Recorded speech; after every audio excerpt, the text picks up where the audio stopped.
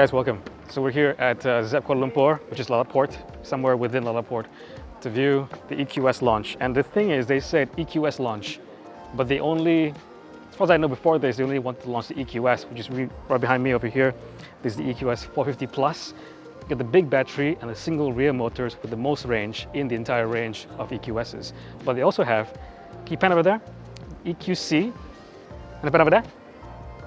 EQB. Now, those two cars are launching later this year, September, October.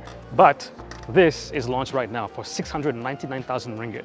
And let's take a look around. It's a cool looking car, by the way. Now, we're inside the EQS, and it's very different from any other Mercedes-Benz because the entire front dash is literally all screens. Not one continuous screen, but three displays over here. One for your driver, one for centrally for the infotainment system, and one for the passenger. And I'm not sure exactly what the differences are between all these three screens, what they can do, but it's called MBUX Hyper screen. But let's go to the back seats. I'm going to drive the car hopefully later on in the video, but let's go to the back seats where the boss really sits down. So we're at the back of the EQS. This has two sunroofs because it's in the middle, there's one for the front, for the back. Sitting down here, it is like a lot of legroom for one thing, but to be honest, you get less headroom. It's not as expansive for tall people as I would have imagined because I guess of the shape, it's more of a coupe roofline instead of being like a normal sedan, like a 3-box sedan.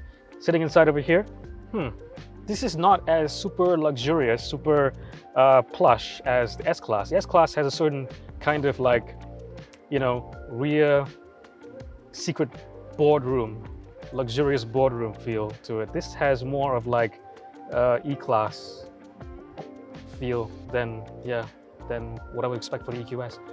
It's comfortable though, it's comfortable, and it does deserve the flagship status, is that maybe it's not as much of a limousine as the S-Class.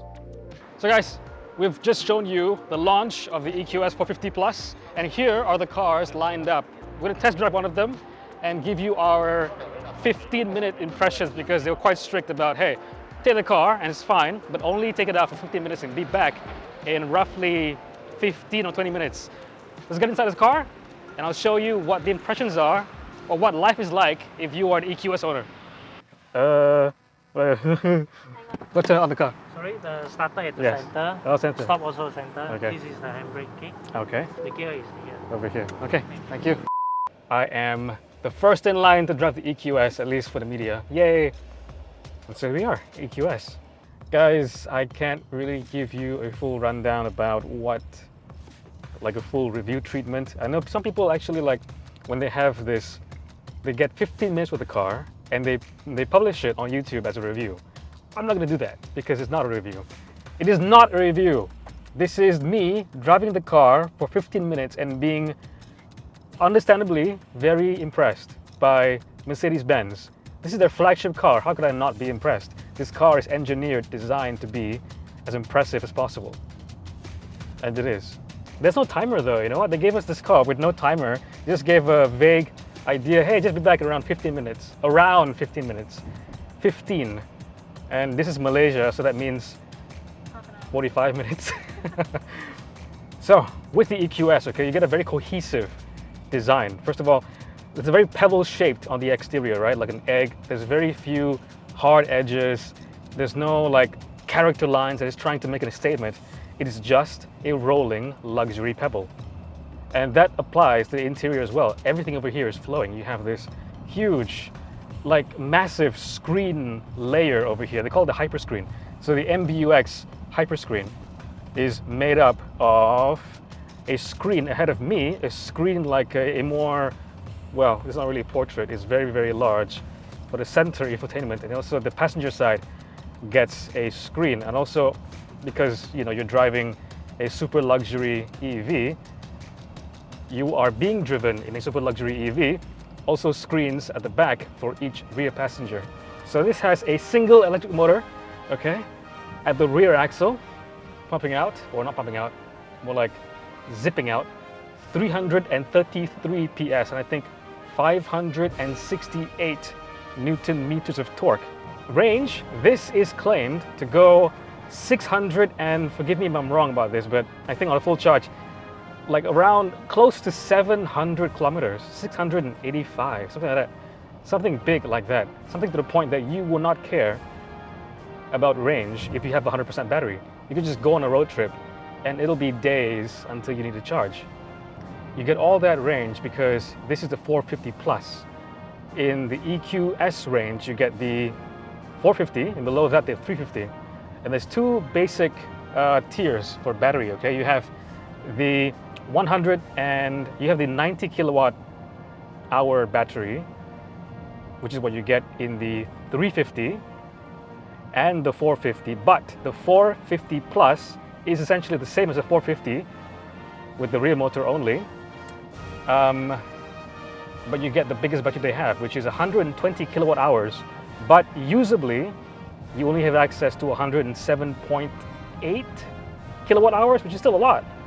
And that'll give you all the range, because in the range of the EQS, this has the most, well, this can go the furthest per charge. So yeah, because you get the biggest battery and the least energy consumptive powertrain. Wow. Wow, that is really just unreal. Unreal. Because it's so silent, it's like a video game. You just press the pedal and you're suddenly going at high speed. And it's so quiet. You have no sensation. Effortless to drive, so refined, so silent. And I know from the outside, pretty darn stylish. Wow. It feels super agile, to be honest. I think it's the rear axle doing its thing, the rear axle steering doing its thing. Really, really agile, really, really effortless. And this is the mid-range. This is not even that powerful as EQSs can go. It took me like a minute to figure out this car and to be like comfortable driving it. I wasn't, fazed by the fact that this is so big, this is so luxurious and so advanced. You can just step in it and drive. So far impressions, great, great car.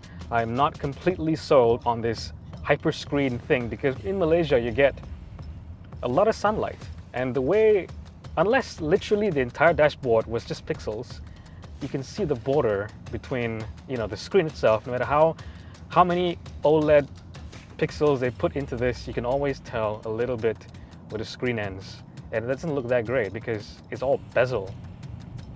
At night, I'm sure it looks gorgeous because you can't tell where the screen ends. It's all one continuous element. But right now, it's not, and it's whatever. So guys, check it out. Because this car has rear axle steering, it can make a U-turn or any kind of turn super sharply and super without, like the turning circle, so impressive. See the MyV is struggling? MyV is struggling? The MyV is struggling, by the way. I'm just gonna show you it over there. There's a MyV that was like, almost did make it, but I had no issues in my super long, super luxurious, super expensive, and super agile EQS. I'm pretty impressed. Pretty impressed so far. Not a review, but I'm very impressed so far.